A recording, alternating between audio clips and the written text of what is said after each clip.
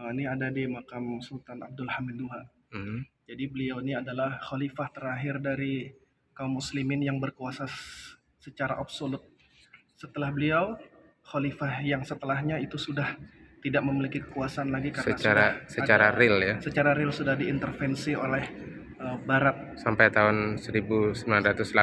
Iya, 1918 beliau dikudeta dan meninggal. Jadi beliau lahir tahun 1842. Di sana tertulis ya. Jadi sultan di usia 34 tahun. Terus berkuasa selama 33 tahun. 33 tahun. Berkuasa selama 33 tahun. Karena memang dalam sistem khilafah itu selama dia menjalankan syariah, menjalankan hukum-hukum agama, maka tetap terus bisa memimpin.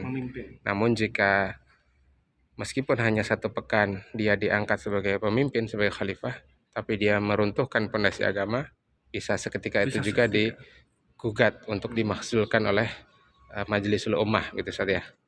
Jadi beliau ini semasa hidupnya selalu sholat 5 waktu berjamaah. Masya Allah. Dan dia selalu menyebut kepada anaknya, saya ingin semua rakyatku menjadi hamba-hamba yang soleh, selalu sholat 5 waktu berjamaah, rajin membaca Al-Quran. Lah Sultan Abdul Hamid II, penentang daripada nasionalisme Turki.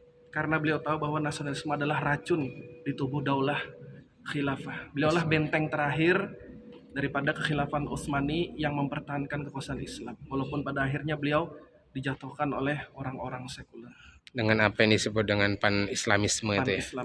Beliau juga yang membangun kereta api Turki Hijaz. Betul, untuk memudahkan jamaah haji menuju kota Makkah dan Madinah. Beliau juga yang menolak permintaan Yahudi ketika ingin membeli tanah di Palestina.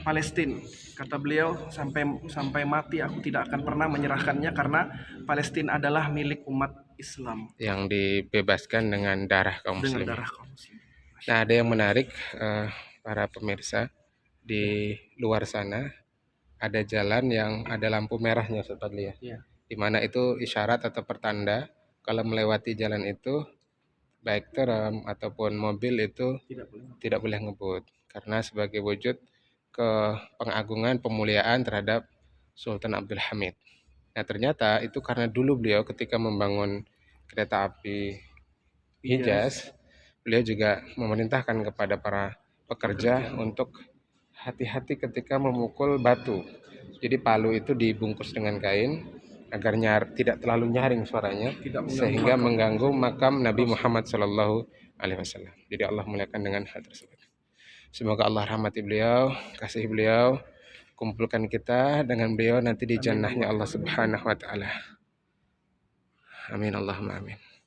Dari Istanbul, Turki, rombongan Ustaz Adam Padi Adlamarji, saya Wahyudi Ibnu Yusuf melaporkan.